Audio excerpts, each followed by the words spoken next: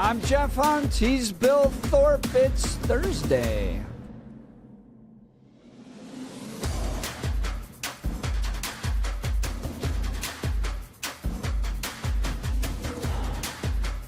$710 KNUS in Denver. AM 1460, FM 101.1, The Answer in Colorado Springs. All along the Front Range, this is the Jeff and Bill Show where you get both sides. And we've been discussing yesterday's contentious interaction between Michael Bennet and John Ratcliffe, Senate Armed Services Committee, Tulsi Gabbard, Kash Patel, John Ratcliffe, the head of the CIA, all there taking questions. And it was originally a presentation of the 2026 annual threat assessment of the U.S. intelligence community. That's publicly available at the Office of the Director of National Intelligence. If you want to ruin your day, go read that. Because, boy, that's not a job I think I want. You wake up every morning, problems everywhere. But, Bill, let's play this audio again because this is Michael Bennet. Now, Michael Bennet gets 7 minutes, and he spends the first 5 minutes going off on an election rant about Donald Trump and how terrible Republicans are. But he mentions something that triggers John Ratcliffe and the head of the CIA. See if you can figure out what it is. That President Trump has offered no credible justification for an imminent threat, no clear goals, no strategy or timeline. His message keeps changing, I think, in really damaging ways. President Trump said, okay, no clear message, no clear goals. Now, Ratcliffe at one point does mention that the same people involved in all those other operations in Venezuela, the original attack that took place in Iran, were part of this. So to claim that they have no goals, oh boy, get ready for a very contentious back and forth between Colorado U.S. Senator Michael Bennet and John Ratcliffe, the head of the CIA. I know, Director Ratcliffe, that you warned President Trump that if Israel assassinated the supreme leader, the IRGC would replace him with potentially a harder line puppet. In fact, I think what was clear is that the likelihood was that it would be a hard line puppet. Do you disagree with that characterization of the intelligence? To that specific question, what we knew was, first of all, I guess I have to address up front, so much of what you related in there, the difference between political rhetoric versus... It's not political rhetoric. I'm quoting the President of the United States. Political rhetoric versus military... Director, I'll difference between that and military and intelligence execution. But here's the most important thing. You mischaracterized this as saying there aren't clearly defined goals. The defined goals are very clear. Degrade and destroy the missile inventory and drone inventory, delay and degrade the military industrial base and factories that produce that, degrade and destroy the IRGC Navy that could control the Strait. These are all defined goals that were set out specifically. The premise of the question is that... time back, Mr. Chairman, I can't get a word in edgewise. He won't answer the question, and then he's taken a minute of my time. You're both big boys. You can handle it yourself. Okay, well, Director, I agree that you are, and I appreciate what you're saying. And I'm not... My point is not what your characterization of the war is. My point is what the characterization, Your question about regime change? I'm not asking you anymore, Mr. Director. I'm sorry because I'm out of time because of how you use the time. The complete lack of clarity should matter to everybody. President Trump, most of all, he is the person that got elected on the criticism that we had fought 2 wars in the Middle East that had lasted for 20 years. And now we're hearing the testimony is to get their ballistic missiles, to not even get to the nuclear stuff, we're going to have to be in a perpetual war with Iran. And I don't think that's where the American people are on this. This is a serious threat. This is a serious threat to us and to Israel. The question is how to handle it. And President Trump said, we are not the policemen of the world. He ran on that. And now he's turned us into the world's policemen, into its jury, into its judge, into its executioner. And just because we have the most advanced military in the world, it doesn't mean that we should be in a perpetual war all around the world. Thank you, Mr. Chairman. It's very fun. Now they get all worked up. Thank you, Mr. Chairman. Let's go to the phone lines. Francis Golden. Francis, what do you think of that back and forth? Yeah. What do you think of Michael Bennett's statement that, hey, Donald Trump said we're not going to be the policeman of the world. Now we are. I think that Bennett had a note to play and he couldn't play it. He's just his delivery and organization, his thoughts are all discombobulated, and I can't. So I think he had a point to make, but nobody caught it because you couldn't get through the Thurston Howell III delivery of Michael Bennett with his kind of nasally, bloviating, repetitive. He repeats himself multiple times, and he doesn't make a point. This is what is so frustrating about Bennett. He might have an idea, but you can't get through all the rest of it. It's just awful. I gotta step you there, Francis, for a sec, because I love the Thurston Howell III kind of knockoff. The other shout out I gotta give to someone on the text messages that made a South Park reference that says he sounds like Mr. Mackey, as if he said, "What you need in that thing is, can you tell me where the war?" Okay, yeah, that's the other thing, and I'm not going to be able to unhear either one of those. Yes, you guys have done it to me. Okay, continue. You're right. He is Mr. Mackey. I prefer that one, I think, honestly. I kind of do, just too. Throw in a few, okay. Yes, okay, yes. Yeah.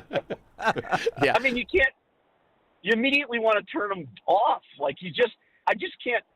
What kills me is I'd bet you $1 million, if I had $1 million, I'd bet you $1 million that after all of that, I bet Bennett walked away from there thinking, boy, I killed it. I bet you he did. I think that he. Yes. Don't you think? Oh, yes, exactly. No, I'm sure it's already been clipped, and he was so proud of himself, and it's all up on social media. But yeah, I mean, it was. But I thought that Tulsi Gabbard and John Ratcliffe did a pretty good job. What the Democrats were trying to do was to make Trump look bad. Either he had ignored intelligence or that somehow the intelligence agencies had failed, because we all knew that the Strait of Hormuz was this big problem. We all knew that this was how Iran was going to respond, by just throwing up a whole bunch of weapons. And I'm sitting there going, you don't know anything. These are the same people that never saw October 7th coming. There was 1,200 innocent Israelis raped and murdered. They didn't see that coming. So to sit here on their high horse and go, well, of course we knew that the Strait of Hormuz was going to be a problem. Why doesn't Donald Trump know that? It just didn't land for me. I think the Democrats in general, look, I'm not a big Trump fan here either. I'm kind of neutral on the whole situation, but I think Trump lives in their head rent-free all the time. They have points to make. There are obvious criticisms to be made that should be leveled against all of this. And they can't get around the fact that all they want to do is try to pull Trump's pants down. And that's it. That's the only focus they have. And so when you're not focused on policy and you're just focused on an individual, you're not getting anywhere. You're literally just running in sand against this. And these guys can't get around that. They can't get around it. Francis, great analysis. I appreciate the call. That's Francis from thanks, Golden. Francis. Thank you. We'll continue. Would love to hear from you. Jump in, be a part of the conversation at 303-696-1971 or text us on the Dan Caplis Law text line at 720-819-5115. After the news and comment with Blake Olson, we'll get into the Cesar Chavez issue. Big expose in the New York Times. Heartbreaking. Do you believe it?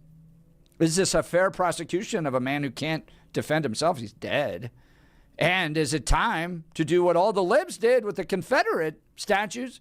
Let's go tear them all down. We'll get into this and more. Now is time, though, for the news.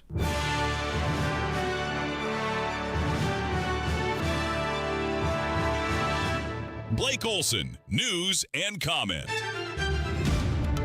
Good Thursday morning. Happy March Madness. 50 and clear in Denver, 52 in the Springs, expecting highs in the low 80s today.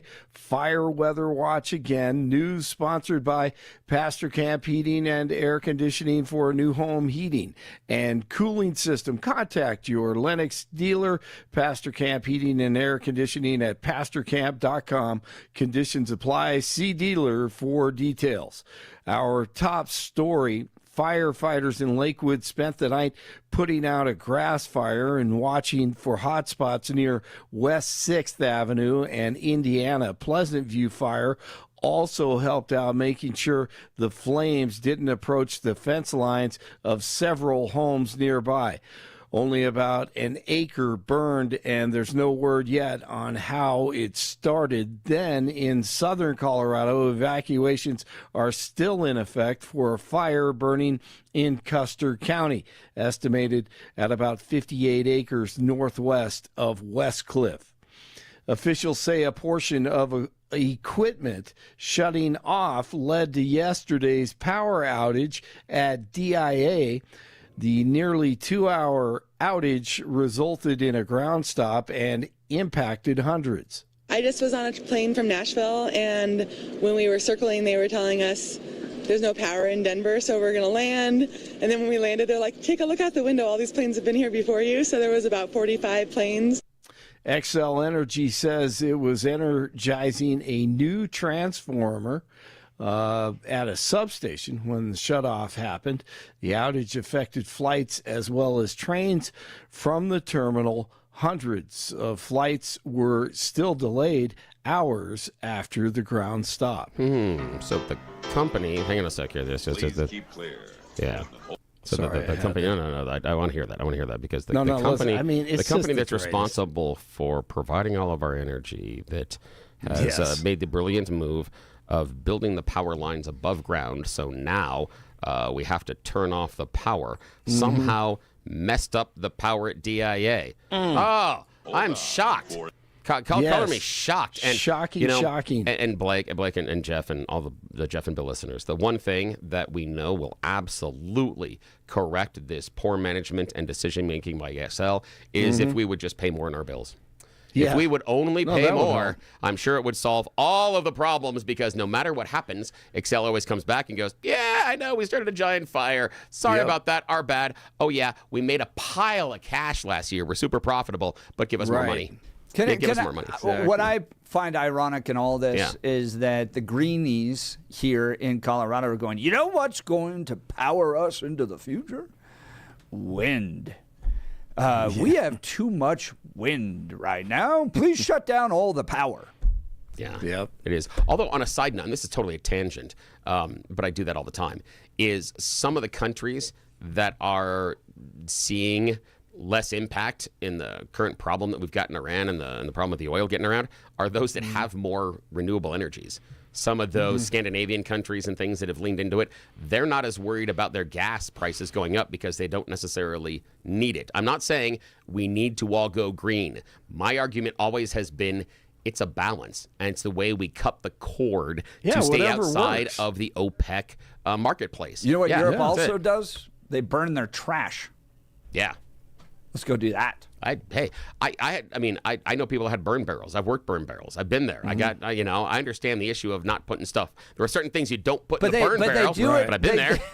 But they do it for the power, too. Yeah. That's actually one of their power sources, is burning trash in Europe. Yeah, exactly. And if you can generate power from it, absolutely. So enlightened. Right.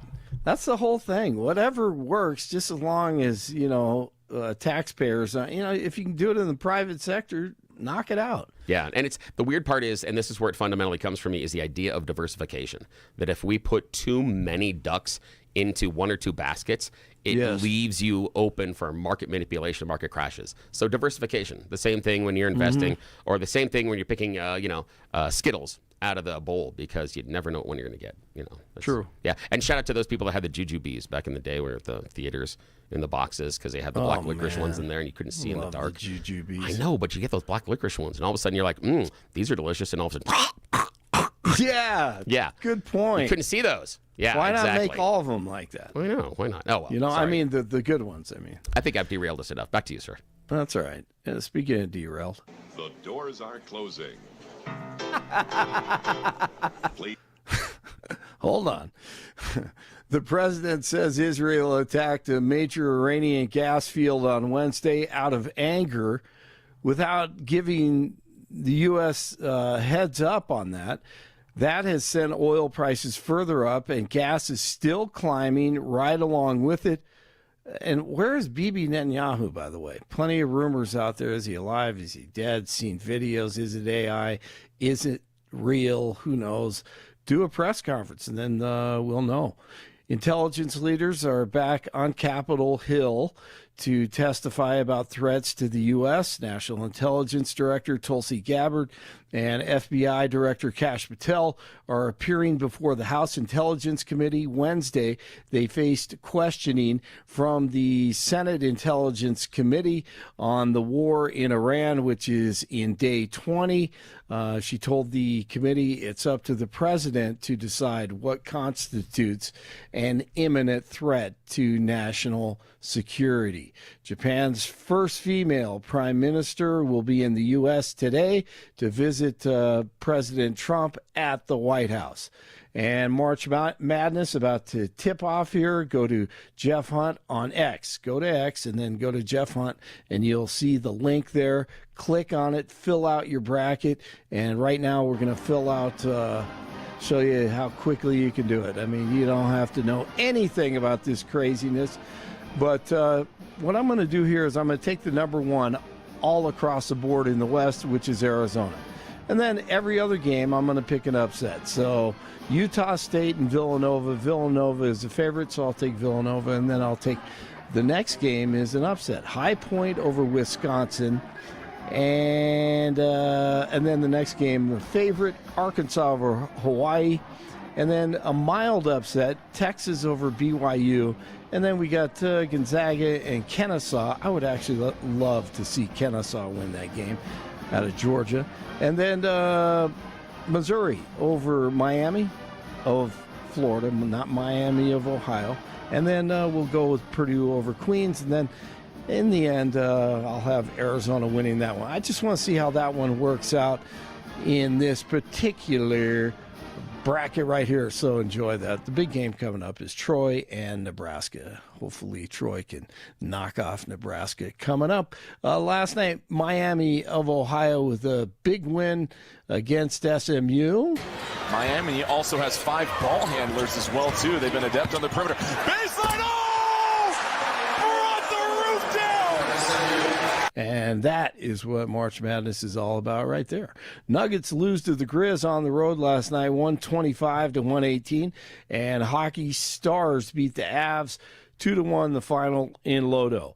52 in the Springs, 50 in Denver, and that is the latest. I'm Blake Olson. More of the Jeff and Bill Show ahead on News Talk 710 KNUS in Denver, and now on AM 1460 and FM 101.1. The Answer in the Springs. This is where you hear both sides. We are the Jeff and Bill Show.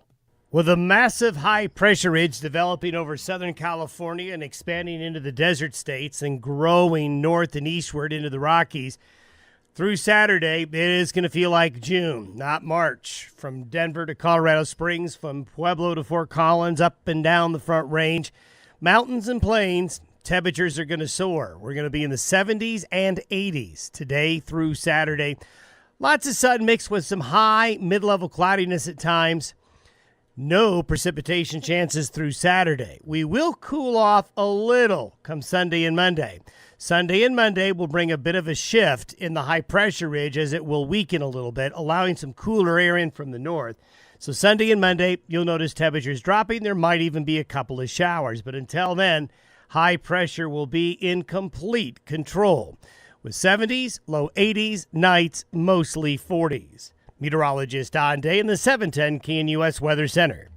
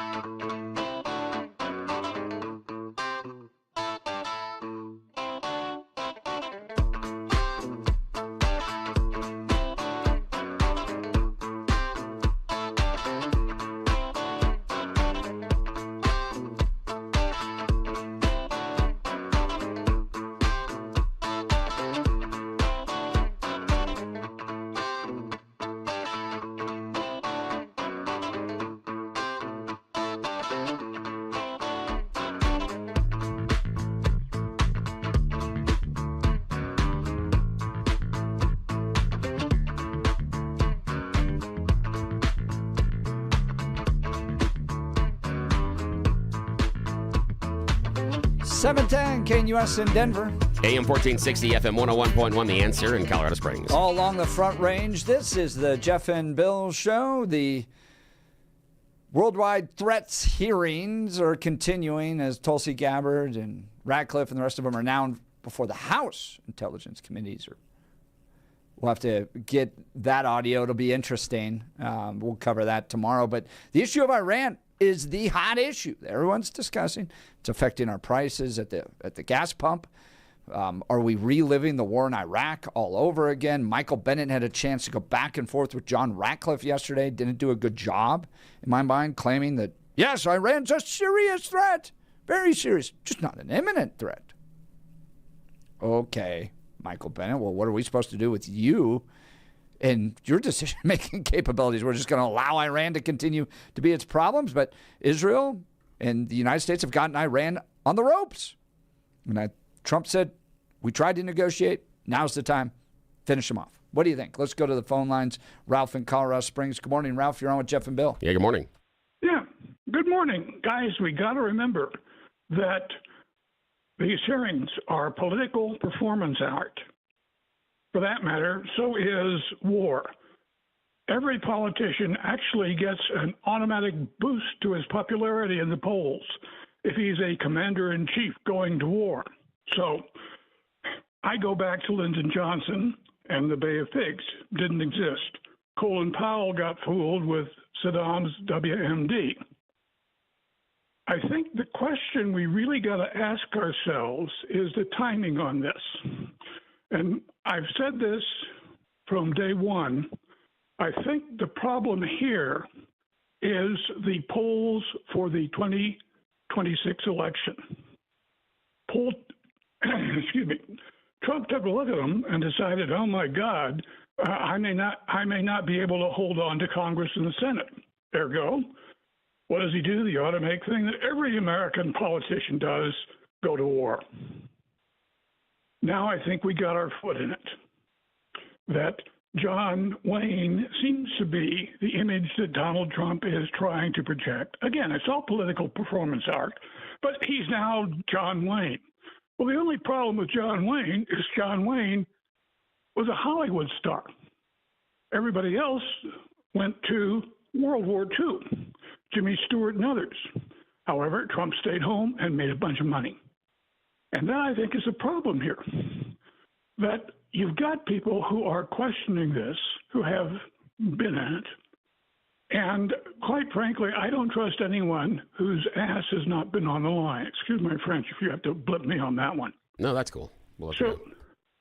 And that's the question. I'm looking at this and I'm saying, okay, well, you got, let's see, Jason Crow, who you attack because you're a Republican station, and you got Joe Kent, who you also attack, well, because he's a failed supporter of Trump. Can we step back and ask ourselves what's really going on? And what's really going on is, I think, that Bibi Netanyahu is leading Trump by the nose. He persuaded Trump that he would have a successful war if we just wiped out the leadership. Well, what do we get? 22? Dead. Okay. Now he's persuading Trump that all we got to do is just keep hitting him. Well, and he's Ralph, did Netanyahu persuade Trump to engage in Venezuela? No. I'm talking about a real war, not a whatever the hell happened in Venezuela. What you got to look at is, again, the question is, are American boots going to be on the ground? Helicopter pilot with 4 bullets in his leg who would say it was a pretty real war. Oh, big deal. Excuse my French. Well, all right. Well, Ralph stays seated when he gets his Medal of Honor next time, just like the Democrats did. Yeah, all right. I understand where Ralph's going with that one. I hear a little bit of that on social media, the idea of a wag the dog approach, and I'm a little more skeptical of that one because I don't think Trump was trying to do it. I can be persuaded, though, that Trump, for whatever reason, thought it was going to be much easier than whatever his security and military briefings were telling him. Because in the past, he talked about the fact that he thought he knew better than his generals. And he knew better than some of the advisors. And so when we hear stories about evidently there were preparations and plans where they talked about what may happen inside of the Strait of Hormuz. And Trump said, well, I don't think that's going to happen. That does, however, seem plausible based on how he is wired. However, the wag the dog, I don't think so. And I'm not persuaded for that because I don't believe that whatever the secondary reason is or whatever he's trying to cover, that someone believes, I don't think Trump cares about that. I don't think, like if we say it's the Epstein files, we've heard Operation Epstein Fury. I don't think he really thinks the Epstein files are going to bring him down because if they would have, there are more than enough access, more than enough people that had it out for him that already had access to those files. So I don't think that's the reason. I don't think he's doing it to cover economic issues. I do believe, though, that his success in places like Venezuela gave him sort of a maybe a false sense of security in what could be accomplished this way. So that I could get to. But yeah, I'm not certain about the strategy of the wag the dog that I hear out there. I don't think the planning's there. But yeah, your opinion. All right. Well, I mean, yeah, no, I listened to Ratcliffe yesterday say the same people involved in all those other operations are involved here. They understood that this was going to be a challenge. They understood this was different than some of the other engagements, and that this effort to say that they didn't expect this or this caught them off guard is a mischaracterization. They have clear goals. They've delivered on those goals. They have some other challenges to face there in Iran, but from Ratcliffe's testimony yesterday, they're not caught off guard. They're moving forward. They are more prepared, more funded, stronger than they've ever been before. He took questions with regards to supply chain issues, with regards to other threats that may be coming down, and Ratcliffe did a good job presenting a strong united front facing these challenges, and that this is just political posturing by the Democrats. All right, want to get to this coming up because this is a big deal. New York Times investigation revealing that labor leader Cesar Chavez had sexually abused young girls for years and has set off reverberations around the country ahead of what's supposed to be Cesar Chavez Day. And this is going to affect Colorado because we've got parks. We even have a federal building named after him here. So what do you do with this? The guy cannot provide a defense about himself. Are these allegations true? Well, they come from some senior leaders, including probably the most prominent female leader in the farm laborers union movement. Yeah. And so do you believe her? Is it time to tear down the statues? We'll get into all of this and more. Let's talk first modern rugged leather. From city streets to mountain trails, your gear should go wherever life takes you. That's why at Modern Rugged Leather, every bag is handcrafted from premium, responsibly sourced leather, designed to look sharp, last long, and tell a story of its own. Each stitch, buckle, and strap reflects timeless craftsmanship and is backed by a lifetime warranty, because quality shouldn't quit when the adventure begins. So whether it's the boardroom or the back roads, Modern Rugged Leather helps you carry confidence every step of the way. Modern Rugged Leather, modern style, timeless durability, backed for life. Life's going to take you places, people. Make sure your gear keeps up. Shop the full collection. Find yours today at modernrugged.com. Again, that's modernrugged.com. More of the Jeff and Bill Show to come. You're listening to us on 710 KNUS in Denver. AM 1460, FM 101.1, The Answer in Colorado Springs. This is where you hear both sides. This is the Jeff and Bill Show.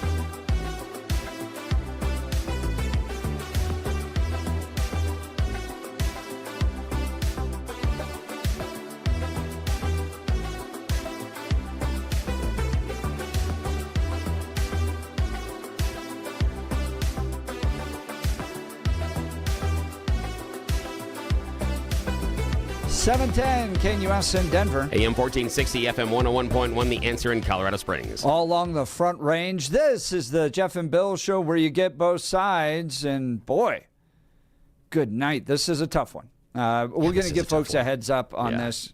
Probably not appropriate for younger audiences. It has to do with pedophilia. But Denver, this is the headline out of the Denver Post. Denver grapples with the fallout of the Cesar Chavez abuse allegations as city holiday approaches. City has a park, federal building named after the civil rights activist who had fought for farm workers' rights.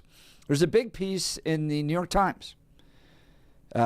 Cesar Chavez, the kind of historic farm rights leader, groomed, sexually abused 13-year-old girls.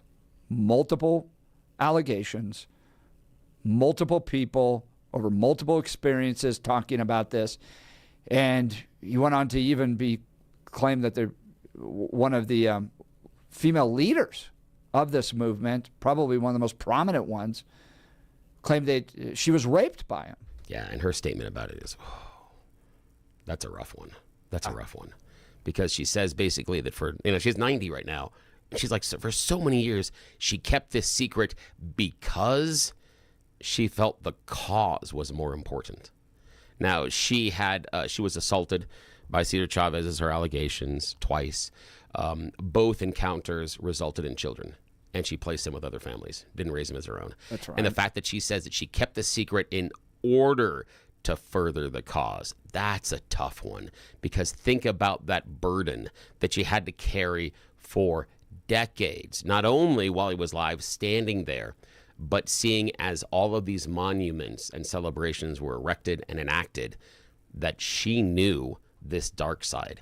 That has got to be so tough. And I'm glad she finally got the chance to tell her story. I'm going to believe what is being said because the Times, based on what I looked at, they did their due diligence. It's pretty credible. Yeah. Some of those letters that they discovered from the young women. Oh, yeah. And I went back and I looked at how they did it. In the archives. Yeah. And so there are things I went back and I looked at how they did it. I looked at the number of people they talked to. I looked at how they did journalism. They did solid work on this one. I believe they are absolutely 110% correct on this. There may be tiny little things that might be wrong in there, but the allegations and everything seem absolutely solid. Yeah. And this is scary. This is sad. It's worth the read. It's over at New York Times. The title of the article, Cesar Chavez, a civil rights icon, is accused of abusing girls for years. This gets into the co-founder of the United Farm Workers and his relationship with multiple young women. These were, in many cases, the daughters of other workers within the movement. Yes. And when he would call and want to talk to their daughters, you remember he would like ask the dads to put the girls on the phone. Can I talk to them? It's just dude, so many red flags. But basically what he would do is he'd start to invite them to be a part of the movement. Say, hey, come in, volunteer, answer phones for me, fill out thank you cards, do mailers, those types of things that political people do. Get involved, and then he would slowly start to isolate them. Which get classic grooming behavior. Yeah. Classic. When they described it, I sat there and started ticking off, and I'm like, oh, there's step one. There's step two. There's step three. But they walked through it. It was classic grooming behavior. It's just, the one that got me was the march, Delano to Sacramento, where 1,000-mile march. Yeah, where it takes the daughter of one of the activists there, and allegedly, and still we're saying it just because of legal reasons, raped her in a hotel room during the march, and got up the next day to be the center of attention and leader. Ooh, man. Gun on the nightstand. Yeah. So she's looking at him carrying a gun. Yep. And then raping her. And who would believe her at that time if she said this happened? Who would possibly believe her at that place, at that time, at that moment? He had a system set up where the security guards around him would help transport these girls back and forth, not only to his office, but to these motel rooms. And he would try to build bonds with them. Say, I'm so lonely. I have this connection with you. And then in one case, this young woman writes, this is, because her handwriting is so juvenile, right? But she goes in to express her feelings. She had fallen in love. She thinks about him all the time.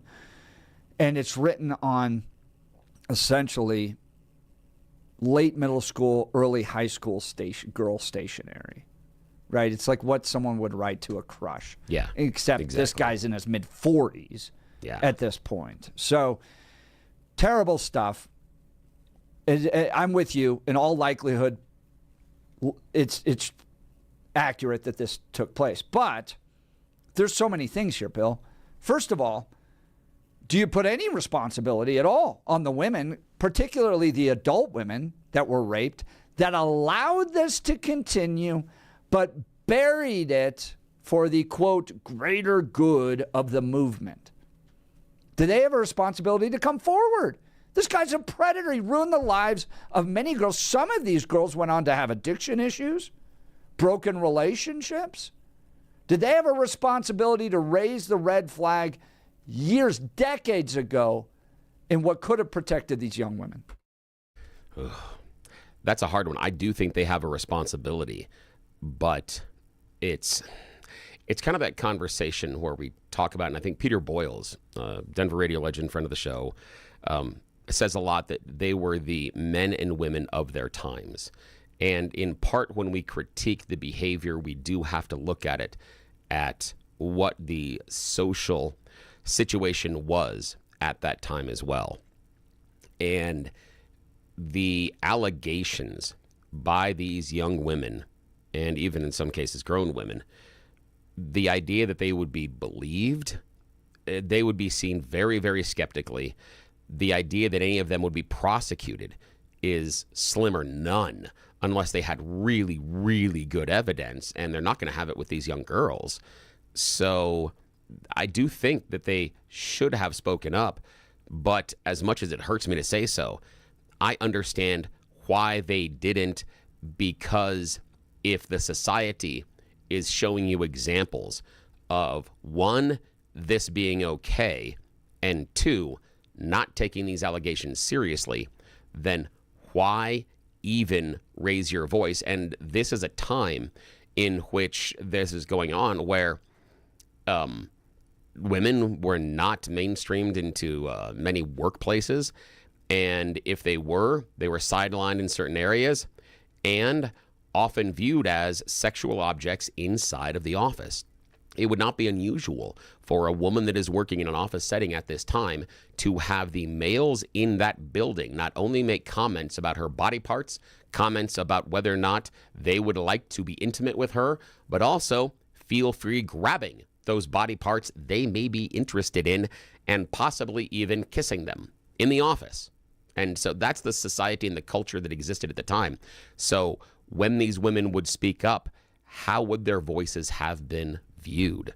And that's the hard part. That's the part that for me hurts the most, is that this happened and they couldn't speak up in some cases. And I'm using the couldn't more as a term that probably isn't appropriate, because they could have. But I understand why they think they couldn't. Feel free to join the conversation. This is going to make big changes across the state, across the country. We have a Cesar Chavez Memorial Building in downtown Denver. There's a holiday coming up here at the end of the month where city employees are supposed to have the day off to honor Cesar Chavez. I think what they'll ultimately do is change a lot of this to go towards the kind of workers' rights, farm workers' rights, UFW type of message that these parks are dedicated to them and the movement and that. But I think if you want to be consistent with tearing down all the statues that progressives tore down for years, at the slightest hint of, the fact that George Washington, for instance, owned a slave. Yeah. Not to mention lots of people did at that point. But and what do you do with the Confederate statues? Yeah, what do you do with that as well? Right, and those being torn down. So I think that you're going to watch progressives tear down these statues, rename all these buildings, rename the holidays. I think you're going to watch Cesar Chavez removed from history, probably rightfully so. Is that fair? Guy doesn't have a chance to defend himself. He's dead. We don't know just because there's allegations. I mean, think of what happened to the boys on the Duke lacrosse team. Those were completely fabricated allegations. Ruined those guys' lives. So is it fair to do this to Cesar Chavez when he can't defend himself? What do you think? Be a part of the conversation. Give us a call, 303-696-1971. Text us on the Dan Caplis Law text line, 720-819-5115. Speaking of Dan Caplis, if you want your case to be taken seriously, you should choose a law firm that is taken seriously. Dan Caplis Law is taken seriously. Dan Caplis Law is a real trial firm and proves the truth when the insurance carrier does not pay all that it should in an out-of-court settlement. Dan Caplis is the only lawyer in Colorado history to win 11 straight seven-figure jury verdicts, including a record $205 million jury verdict in a wrongful death case and the largest truck crash jury verdict in Colorado history. Dan Caplis Law is a serious firm. For serious cases, they accept righteous injury and death cases on a percentage fee basis. There are no upfront fees and no charge for an initial consultation. Dan Caplis Law has offices in Denver, Greeley, Loveland, and Fort Collins. If you want your case to be taken seriously, call Dan at 303-770-5551, 303-770-5551, or hit dancaplisLaw.com. That's Dan, C-A-P-L-I-S Law.com. Here's another question I got for you guys. In the midst of all of this heat over immigration, ICE enforcement, migrant workers, does the revelation that Cesar Chavez groomed, assaulted young women, does it harm that movement? Is this justice coming for these young women? And do we need to rethink the sainthood that we sometimes put on our political leaders? All of this and more we'll discuss. Give us a call and be a part of the conversation, 303-696-1971, or text us on the Dan Caplis Law text line, 720-819-5115. More of the Jeff and Bill Show to come. You're listening to us on 710 KNUS in Denver. AM 1460 and FM 101.1, The Answer in Colorado Springs. This is where you hear both sides. We are the Jeff and Bill Show.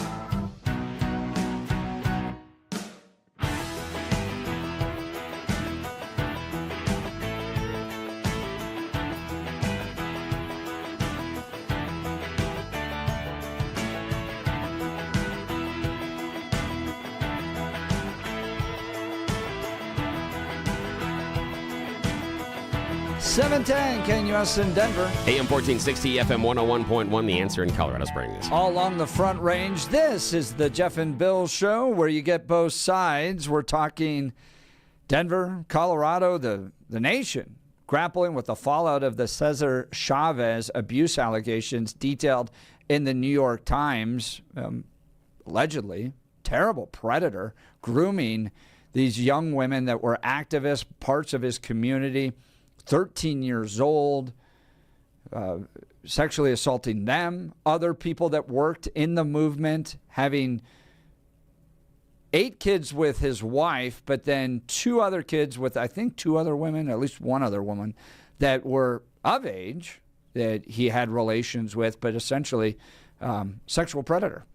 And what does this do for the movement, the history of the movement? Does it tarnish all this? And do you expect things to change? Brad and Parker are saying strip the name and move it all towards union solidarity. Do you think that'll happen, Bill? Okay. If the supporters want to keep this idea and memory of unions and the importance of what happened alive, yes, they strip it away immediately. They start filing for changes in the names of the roads, names of the schools, names of the holidays. You take those statues and you tear them down, and you don't have a debate on whether or not we keep it. And it absolutely needs to and should come from the advocates that wanted to put them up and recognize the holiday in the first place. Those are the people that gave voice to wanting to celebrate Cesar Chavez and the movement as well. I think it is fair to still celebrate what the movement accomplished, because it wasn't just him. It is and can be remembered as a team effort. It also should include the black mark of what Chavez did.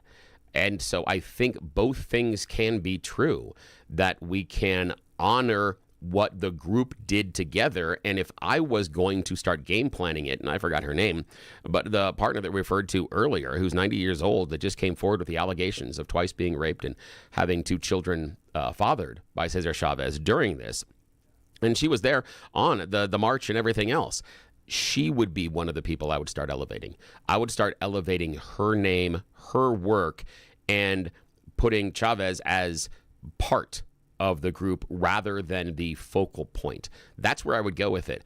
But I'm curious to see if they're going to be that tactical. The other question I've got is, will those people that were so certain we shouldn't change the names of our military bases because they were named after Confederate generals, those people that were so certain we shouldn't tear down those Confederate statues, do you feel the same way? Are you going to be the ones that'll stand there and say, no, we shouldn't change the name of the holiday, we shouldn't change the name of the schools, we shouldn't take down the statues? Are you going to defend that now? For me, I never really had a problem with changing the names and tearing down the statues, in part because whoever wins gets to write the history, that old saying, that's right? fair. Yeah. And hello, I'm a Republican. We won the Civil War. Just a reminder of everybody out there on that. Absolutely. But 2, when this culture and nation finally changes and recognizes the error of its way on abortion, and I get to strip out all the Democrats and their names off of all the buildings, I'm going to take great pride in doing that as well. So to me, I've never had a real big problem with that, because that's just kind of how history works. But Brad Parker's got an interesting point here. He says we need to stop deifying our leaders and realize that they're merely just another cog in a movement. To a point, you're right, Brad, we shouldn't deify our leaders.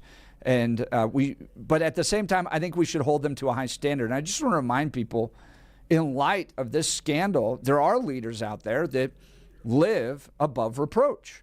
And that's a term that exists kind of within the evangelical world. But it's the idea of don't put yourself in compromising situations. And Billy Graham's a great example of this. Billy Graham had what he called the Modesto Manifesto. So he's a young guy. He's got Hollywood good looks. He's got hundreds of thousands of people following him, tens of thousands that show up at his events and see him speak. And he's recognizing that all of this could fall apart if he fails morally. And so he came up with the Modesto Manifesto, and it had at least 3 components, he and his colleagues did. One was, we're never going to lie about audience size numbers. This happens a lot among entities and organizations. We brought in 10,000 people. And I'm like, dude, I was in the room. Maybe there were 500 people there. Don't lie about the size of the audience.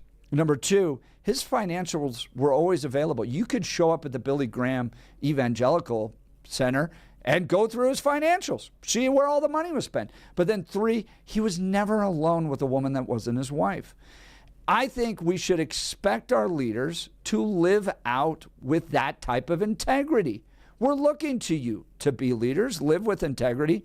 Now, do I agree with everything that other leaders do with regards to their personal lives? No, I don't. But that should be the standard.